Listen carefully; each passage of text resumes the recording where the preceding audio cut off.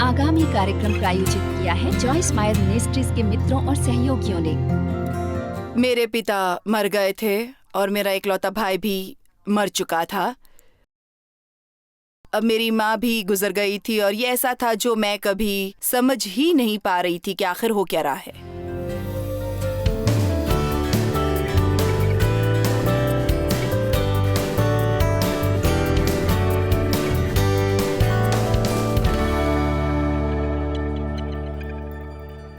मैं एक प्रश्न से शुरू करना चाहूंगी। आज तक आपके साथ जो हुआ है उसके बावजूद आप अपनी बाकी की जिंदगी के साथ क्या करने की योजना बना रहे हैं? आप अपनी बाकी की जिंदगी के साथ क्या करने वाले हैं? क्या आप उस हर बात का शोक मनाते रहेंगे जो यहाँ नहीं हुई, या आप उससे आगे जाएंगे, जान ले कि वो सब कुछ ऐसा है जिसके बारे में आप कुछ नहीं कर सकते, आप बदल नहीं सकते? क्या आप आज एक फैसला करेंगे और शायद हर दिन हमें ये फैसला करना पड़े कि उन सब बातों को जाने दें और उन बातों की ओर बढ़ें जो आगे हैं? मेरे ख्याल से कुछ लोग शायद हमारे अंदाज से कहीं ज्यादा, हालांकि वो समाज में काम कर रहे हैं, उनकी नौकरियां हैं, वे चर्च जाते हैं, वे लोगों पर मुस्कुराहटें बिखेरते हैं और वे कहते हैं कि सब ठीक ठाक है, वे हर बात पर मुस्कुराते हैं, पर वो जी रहे हैं अपने जीवन में एक निचले स्तर का दुख लिए, उन निराशाओं के प्रति जो उन्हें हुई थी और वो बातें जो नहीं हुई जिस तरह से उन्हें उम्मीद थी कि वे होंगी। पता है, कई बार हम किसी बात के आदी हो जाते हैं कि हम बस उसे सहम कर रह जाते हैं बजाय उससे निपटने के कि चंगाई पाएं और आगे बढ़ें। मैं आज आपको कुछ शास्त्र वचन दिखाने वाली हूँ, दिलचस्प शास्त्र वचन, एक इसहाक और एक दाऊद के बारे में, जहाँ ये असल में लिखा है कि उन्होंने राहत पाने से इनकार किया। और मेरे ख्याल से कई बार हमारे साथ भी यही मामला होता है। अतीत की हमारी पीड़ा तकरीबन हमारी पहचान बन जाती है। अब वो ये हो जाती है जो हम अब हैं। हम ये टूटे हुए पीड़ादायक लोग हैं जिनके साथ ये बातें कभी हुई थी। हम ये सब निराशाएं झेलते हैं और ये बन सकती हैं एक नई और खतरनाक तरह की मॉडर्न बीमारी। हमें ये जानने की जरूरत है कि यीशु हमें उस हर तरह से चंगाई दे सकते हैं जहां जहां हमें ठेस पहुंची है, और हर दिन एक बिल्कुल नया दिन होता है, नुकसान और कुछ नहीं सिवाय इसके कि वो स्थान है जहां से शुरुआत हुई। क्या आपने सुना मुझे? आप शायद पीछे जाकर कभी वो नहीं पा सकते जो आपका कभी था, पर कौन ये कह रहा है जो आपका भविष्य में होगा उससे बेहतर नहीं होगा? आमीन। मैं ये दोबारा कहूंगी, शायद आप वापस जाकर उसे बदल नहीं सकते जो गलती आपने की। शायद आप पीछे जाकर उस रिश्ते को फिर से मरम्मत नहीं कर सकते जो बर्बाद हो चुका है। शायद आप पीछे जाकर उसे बदल नहीं सकते जो यहाँ हुआ। अब वापस जाकर लोगों से अपने साथ वैसा व्यवहार नहीं करवा सकते जैसा चाहते थे कि वो आपके साथ करें। आप पीछे जाकर अपने पिता माता से स्वयं को प्रेम नहीं करवा सकते। मेरी माँ करीब 3 हफ्ते पहले मर गई और मेरे लिए ये एक तरह से दिलचस्प था कि मैं कैसे वहां पहुंची, क्योंकि अपने बचपन में अपने शोषण के साथ जिसने मेरी माँ भली भांति निपट नहीं रही थी, मेरा कभी उसके साथ सेहतमंद रिश्ता नहीं था। मैंने कभी उसकी देखभाल की होगी और मैंने उससे अच्छे से पेश आने की कोशिश की, पर हमारे बीच नाता अच्छा नहीं था। इसलिए मुझ में वैसे भावनाएं नहीं थी जो शायद किसी में होती हैं अपनी माँ के लिए जब वो मर जाती हैं। पर मुझे कुछ बहुत दिलचस्प प्रक्रियाओं का सामना करना पड़ा उनके मरने के कुछ हफ्ते के बाद, और वे बाद में इसके बारे में थोड़ी और बात करेंगे हम। पर एक बात जो मुझे अनुभव हुई वो था मेरा गुस्सा, और मैं सोच रही हूँ मैं क्यों गुस्से में हूँ। मुझे तो ये पता नहीं था कि वे उसके बारे में है। मैंने बस सोचा कि भाई मैं बहुत ख़राब मूड में हूँ या मैं बिस्तर से गलत तरह से उतरी हूँ, क्योंकि मैं एक तरह से गुस्सा भरकर उठी थी। क्या आप जानते हैं, यदि आपके अंदर गुस्सा फंसा हो किसी चीज़ के बारे में जिसका आपको अतीत में अभाव रहा हो, यदि गुस्सा आपके अंदर है तो कहीं ना कहीं आपके अंदर से निकलेगा किसी तरह से, किसी भी जरिए। ये सारी चीज़ें हैं जो आप दबा नहीं सकते, उन्हें दबाइए मत। आमीन। आपको किसी और बात से निपटना होगा आज रात। अक्सर मैं ये करना पसंद नहीं करती क्योंकि मैं ये बताना नहीं चाहती कि मैं किस प्रकार से प्रचार करने वाली हूँ, क्योंकि लोग कहते हैं खैर मुझे वो नहीं चाहिए, पर मैं ये भेद खोल देना चाहूंगी। आज मैं आपको सिखाने वाली हूँ। कि अपनी समस्याओं से भागना कैसे बंद करें। क्या आप जानते हैं कि टालना भी भागने जैसा है? तो जाकर हर उस मुसीबत ज़दा व्यक्ति को लाएं जिसे आप जानते हैं, उसे आज यहाँ वापस लाएं। उन्हें बताएं कि आज उन्हें ले जाने वाले हैं आज की रात। आमीन। मैं हमेशा कहती हूँ कि आप उन्हें डिनर पर बाहर ले जाएं यहाँ आने से पहले।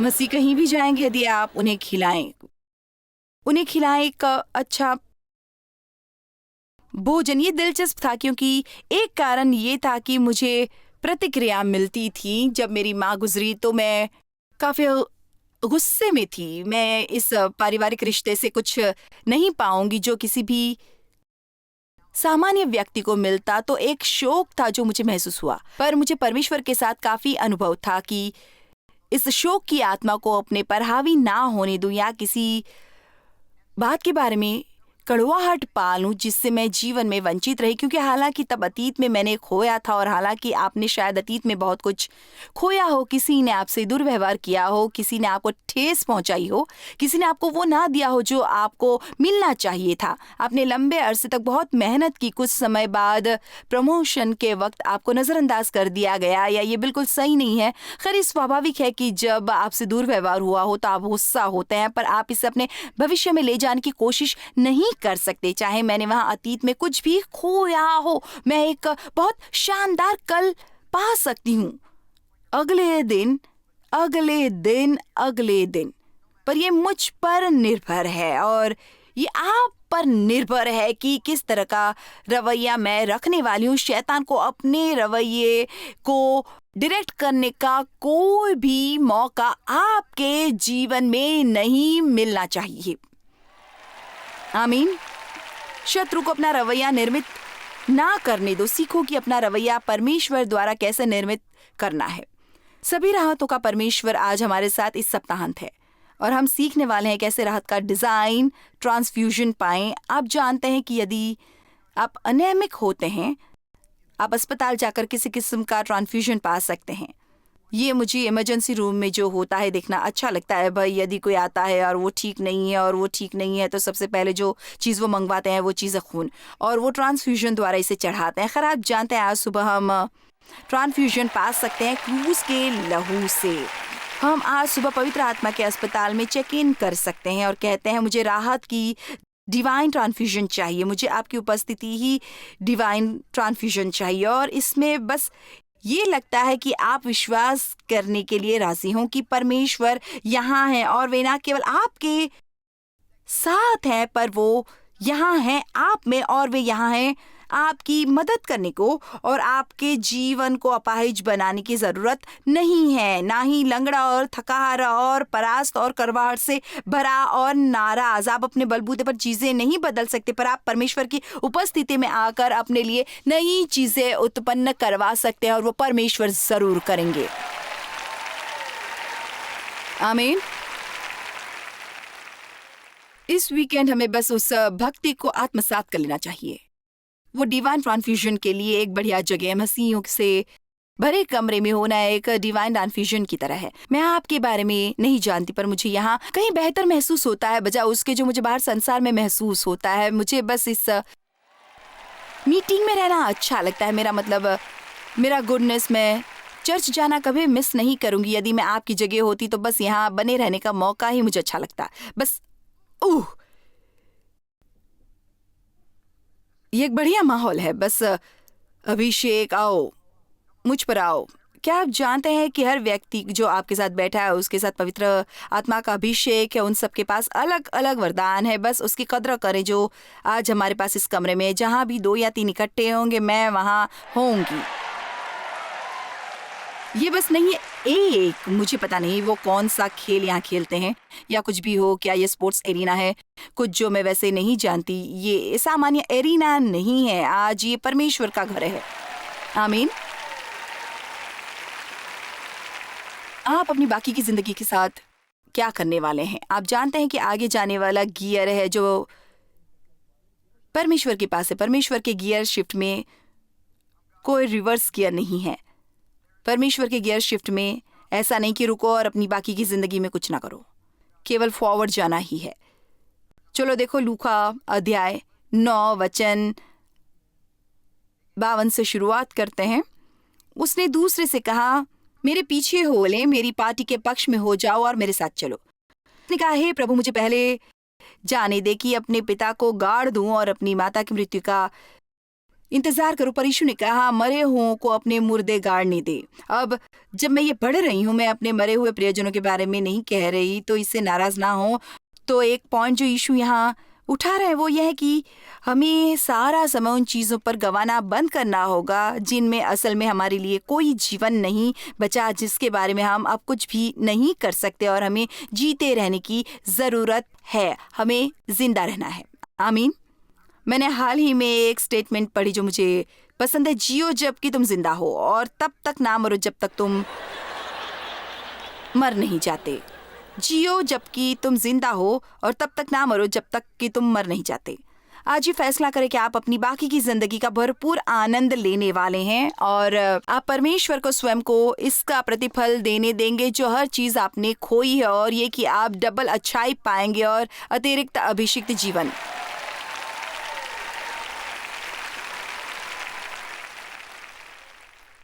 पर यीशु ने उससे कहा, मरे हुओं को अपने मुर्दे गाड़ने दे। पर जहां तक तुम्हारा सवाल है, जाओ और देश देश में जाकर प्रकाशित करो परमेश्वर के राज्य के बारे में। एक और ने कहा, मैं आपका शिष्य बनाऊंगा प्रभु, और आपके साथ हो लूंगा और आपकी पार्टी के साथ होऊंगा, पर पहले मुझे जाकर उनसे विदा लेने दो जो घर पर हैं। इसकी कल्पना करें कि कितने लोग यीशु के पीछे चलना चाहते हैं इसके बाद जब वे कुछ कर लें।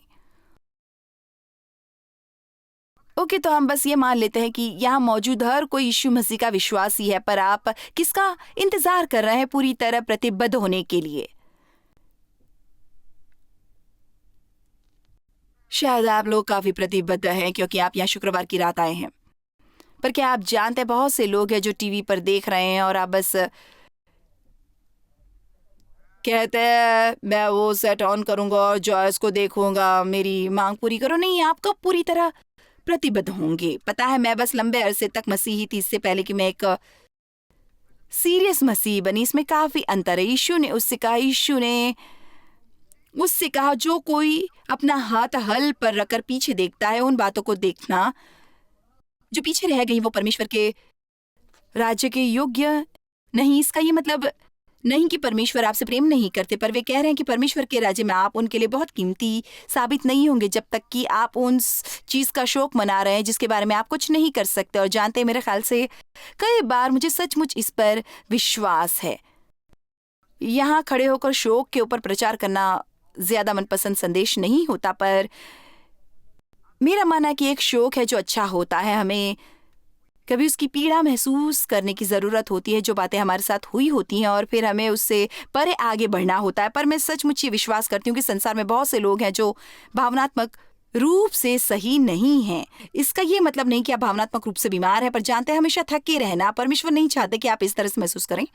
और मैं अवश्य ये महसूस करती हूँ कि वहाँ बहुत से लोग ऐसे हैं जिनके जीवन में ये लोग लेवल का शौक होता है और वे सचमुच वो जानते भी नहीं कि ये क्या है। वे शायद हमेशा जाकर काउंसलिंग लेते हैं, डॉक्टर से मिलते हैं, पर कई बार ये है कि आपको ज़रूरत है उन चीज़ों से निपटने की जिन्हें आप अपने जीवन को बर्बाद करने दे रहे हैं। उनसे कहीं दूर भाग जाए, उन्हें छोड़ दें, उन्हें अपने साथ ना रखें। मैं आपसे पूछना चाहूँगी कि आप अपने बाकी के जीवन के साथ क्या करने वाले हैं? समय आ गया है इस पर पार पाएं और आगे बढ़ें। अच्छी यादें बढ़िया होती हैं, उनसे भी इतनी इम्प्रेस्ड ना रहो जो अच्छी बातें आपने अतीत में की हो और जो आपके साथ हुआ हो, और उन्हें आपको रोकने ना दे भविष्य में और भी चीज़ें करने से। क्या मैं आपको बता सकती हूँ, और ये मेरी आदत है, जैसे ही ये कॉन्फ्रेंस खत्म होगी और मैं घर जा रही होंगी तो मैं सोचना शुरू करूँगी अगली वाली के बारे में जो कॉन्फ्रेंस मेरी है। आपको समय नहीं होना चाहिए उन चीज़ों से उलझने का जो अतीत में है, चाहे हमने कितने बढ़िया कॉन्फ्रेंस की हो, हमारे साथ कुछ कमाल की बातें हुई हो। मेरा मतलब है, मैंने कुछ ब्लो आउट क्रूसेड किए हैं भारत में, वो चीज़ें जो बस ऐसी हैं। ओ माय गॉश, इससे बेहतर कुछ हो ही नहीं सकता। पर क्या आप जानते हैं, आज हर चीज उससे बेहतर है जो बीते कल में थी, क्योंकि जो कल था वो मेरे अंदर कुछ भी अच्छी सेवा नहीं कर सकता सिवाय एक अच्छी याद बनने की। पर आज वो दिन है जो यहोवा ने बनाया है। मैं इसी पूरी दिन को जीना चाहूंगी, मैं पूरी तरह इसमें प्रवेश करूंगी। मुझे पता नहीं ये मेरे लिए अंतिम हो, शायद आज रात आए और हम सब घर जाएंगे। तो चलो इस दिन को सचमुच बना दे उत्साह भरा। चलो इसे एक बढ़िया दिन बनाए, बढ़िया दिन। आमीन। क्या आप जानते हैं लूका अध्याय 17-32 में वहां एक दिलचस्प शास्त्र वचन है, बस 3 शब्द है। मेरे ख्याल से वो उन 2 शब्द वाली वचन के साथ है जिसमें लिखा है यीशु रोया। ये उससे अगली सबसे छोटी आयत है। ये बस ये ही कहती है, याद करो लूत की पत्नी। अब मुझे पता नहीं कि आप लूत की पत्नी के बारे में कितना जानते हैं। वो सदोम में थी, जो परमेश्वर ने सदोम और गमोरा को नष्ट कर दिया था। वे बहुत दुष्ट शहर थे और वो इस बुराई के बीचों बीच जी रहे थे और परमेश्वर हर किसी से छुटकारा पाने वाले थे। और उन्होंने कहा कि वो लूत के परिवार को बचाएंगे, पर उन्होंने एक बहुत दिलचस्प आज्ञा दी। जब तुम बाहर निकल कर जा रहे हो तो पीछे मुड़कर मत देखो। उसमें पीछे देखा और वो नमक का खंबा बन गया। और मैं वहां जा चुकी हूँ और वे हमें नमक का खंबा दिखाते हैं और कहते हैं कि वो लूत की पत्नी है। एक बहुत बड़ी सी चट्टान है। मेरे ख्याल से हमने बहुत से ऐसे बन जाते हैं, हम एक ही जगह अटके हुए हैं, गति में जमे आगे ना जाने के काबिल, क्योंकि आप यकीन से नहीं कह सकते कि आप कहाँ जा रहे हैं यदि आप इस तरह से दिख रहे हैं। यदि आपको पीछे देखना होता तो आपके सिर में आंखें पीछे की ओर होती, आपके सिर के आगे नहीं। हमारी वहां पीछे आंख नहीं। तो वो गया, वो खत्म हुआ, उसका काम हो गया। परमेश्वर का गियर केवल आगे बढ़ने वाला है। आमीन। ये एक बहुत ही एक्साइटिंग दिन है। निर्गमन 14:15। परमेश्वर ने मूसा से कहा, तुम मेरे सामने क्यों रोते हो? इजराइल के लोगों से कहो कि आगे बढ़े। तो यदि आप सारे समय किसी बात के बारे में रोते रहते हैं, अपनी आत्मदया में मुंह छिपाए, हर एक पर अपनी समस्याओं के बारे में दोष लगाते हुए, परमेश्वर कह रहे हैं, तुम क्यों रोते हो? उठो और आगे बढ़ो। समय आ गया है कि आज आप कुछ झाड़ के फेंक दें और इससे परे आगे बढ़ें। बड़ा दिलचस्प है कि इजराइल एक बहुत कठिन मुकाम पर थे। उनके आगे लाल सागर था जो अभी बटा नहीं था, और उनके पीछे मिस्री फौज थी। यह अच्छी जगह है रेगिस्तान में बैठकर रोने की। मुझे स्वयं एक अच्छा दौरा पड़ता यदि मैं वहां उनके साथ होती। वे उसमें थे जो कल रात मैंने आपसे बात की थी, बीचों बीच की। याद है आपको? मैंने कहा कि हर बात में एक शुरुआत होती है और हर बात का एक अंत होता है, पर वहां एक बीचों बीच भी होता है। खैर, आप में से बहुत से इस समय किसी न किसी हालात के बीचों बीच हैं। आप गुलामी से बाहर आ रहे हैं, आप विजय की ओर बढ़ रहे हैं, आप में उद्धार की भावना है। आप जानते हैं परमेश्वर आपसे प्रेम करते हैं, पर अभी भी आप निपट रहे हैं बहुत सी आत्मिक परिपक्वता से, और आपके प्राण में कुछ बातें हैं जिनसे निपटना है, और आप बढ़ रहे हैं पूरी तरह सिद्ध होने की और आत्मिक मसीह जिसका सचमुच परमेश्वर इस्तेमाल कर सकते हैं, पर आप कहीं बीच में ही है। पर मैं सोचती हूँ कई बार हम बीच में होते हैं, हमें एक तरह से ऐसा लगता है, खैर मैं वैसा नहीं जैसा मैं हुआ करता था, और मैं वो नहीं हूँ जो मुझे होना है। और स्पष्ट कहूँ इस तरह, मुझे पता नहीं कि मैं क्या हूँ। सिर्फ मैं इतना जानती हूँ कि इससे दर्द होता है। क्या किसी को इसका मतलब समझ आ रहा है? और बस उसी जगह अटके रहने का। पता है मैं क्या सोच रहा था? मेरे ख्याल से हम कई बार उस कार की तरह होते हैं जो कीचड़ में फंस गई हो। क्या कभी आपने यहाँ इतनी बर्फ पड़ती देखी है कि आप उसमें फंस जाते हो? इतनी नहीं, ओके, बर्मिंघम में बर्फ नहीं पड़ती। ओके, क्या आप कीचड़ में फंसे हैं? आप जानते हैं आप कीचड़ में फंस जाते हो और आपके पहिए बस। और मेरे ख्याल से कभी कभी हम अपने जीवन में इसी परिस्थिति में होते हैं। हम कुछ चीज़ों में ऐसे डूब जाते हैं जिनके बारे में हम कुछ नहीं कर सकते। वो करना बंद करें जो आप नहीं कर सकते, और वो बातें करने लगे जो आप कर सकते हैं। क्या आपने मुझे सुना? उसे करना बंद करें जो आप नहीं कर सकते। मैं लोगों को नहीं बदल सकती और उनसे ये नहीं करवा सकती कि मुझे पसंद करे, पर मैं आगे बढ़ूंगी और उम्मीद करूंगी कि वो परमेश्वर से अपने लिए अनुग्रह मांगे और आगे बढ़े और मेरे साथ ऐसा व्यवहार करें। आप उस एक व्यक्ति के बारे में कुछ नहीं कर सकते जिसने आपका त्याग किया, आपको छोड़ दिया, जिसमें इसकी अकल नहीं कि आपसे अच्छी तरह प्रेम करता, पर यदि आप एक कड़वाहट भरा रवैया रख के इनकार करेंगे और शोक की आत्मा को स्वयं पर हावी नहीं होने देंगे और क्रोधित तो नाराज नहीं होंगे, फिर आप किसी और से मिल सकते हैं जो आपसे न केवल प्रेम करे पर दुगना प्रेम करेगा। आप जानते हैं, पहले मैं विवाहित थी, इससे पहले कि मेरी डेव से शादी हुई। मैं एक व्यक्ति से 5 साल से विवाहित थी जो मेरे साथ दुर्व्यवहार करता था, दूसरी औरतों के साथ भागता फिरता था। ये शादी कारगर नहीं हुई। एक रात मैं जागी और मैंने उसे पकड़ा कि वो मेरी उंगली से शादी की अंगूठी उतारने की कोशिश कर रहा था ताकि वो उसे बेच सके। और इसलिए जानते हैं, इस वीकेंड पर मैं आपको कुछ ऐसी कहानियां सुनाऊंगी कैसे मुझे छोड़ दिया गया और मैं अकेली रह गई न्यू मैक्सिको में। मुझे त्याग किया गया। मेरे जीवन में एक समय था जब मैं बेघर थी, पर मैं रुकी नहीं, मैं इसके आगे बढ़ी। ये इसके बारे में नहीं है कि मैं कहाँ थी। और बात यह है कि बहुत से लोग ये सोचते हैं कि केवल वो एकमात्र है जिसने इस संसार में समस्याएं झेली हैं। मैं आपको कुछ बताऊं, बहुत से विश्वास के लायक हैं जो उससे भी कहीं बड़ी समस्याओं से पार पा चुके हैं, जो शायद आप सोच भी नहीं सकते। और अभी भी उनके मुंह पर मुस्कान रहती है। उन्होंने उस बेकार शोक की आत्मा को हरा दिया है जो उनके जीवन पर कभी हावी हुआ करती थी। वो शैतान की ओर से थी, ये परमेश्वर की ओर से नहीं थी। हम राहत की एक डिवाइन ट्रांसफ्यूजन पाएंगे। मेरे ख्याल से अब कोई सचमुच इसे समझ रहा है। परमेश्वर ने कहा, मूसा तुम लोगों को बताओ, रोना बंद करो और आगे बढ़ो। तो मूसा परमेश्वर का माउथ पीस था। और आज मैं ये कहने वाली हूँ कि मैं आज आपके लिए परमेश्वर का माउथ पीस हूं। और यहाँ ये है, रोना बंद करो और आगे बढ़ो। आमीन। और खासकर उन लोगों को जो दुनिया भर में टीवी देख रहे हैं, आप इसे सुन रहे हैं विश्व के हर हिस्से में 70 अलग अलग भाषाओं में। और आज आपके लिए परमेश्वर का वचन है, रोना बंद करो और आगे बढ़ो। आमीन। मुझे गुलामी की जंजीरें टूटी महसूस हुई। My goodness.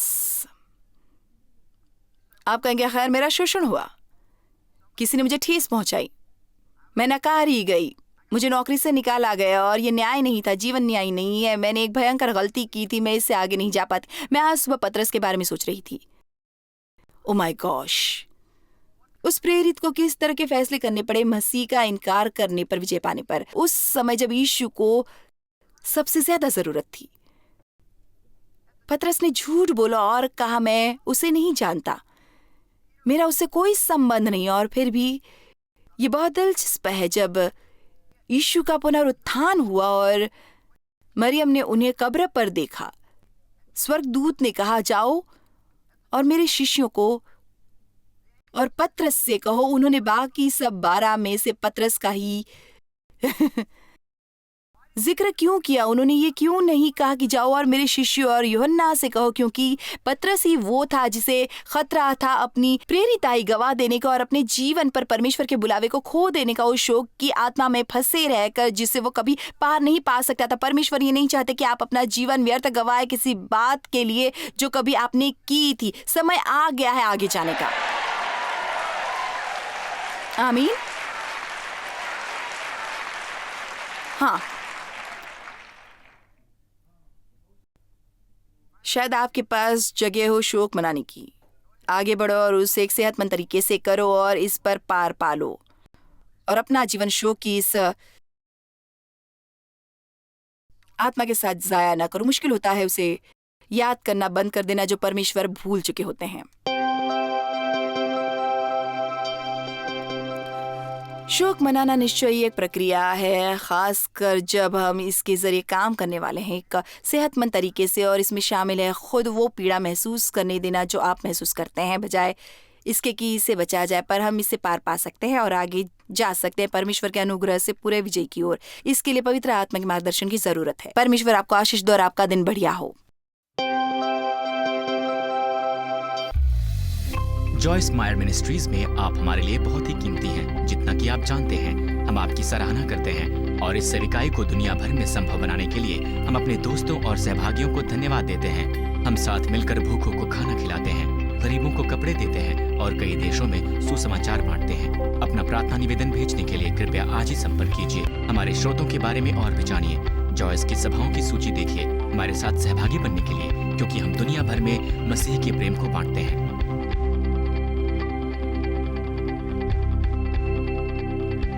इसका खर्च उठाया है जॉयस मायर मिनिस्ट्रीज के मित्रों और सहयोगियों ने।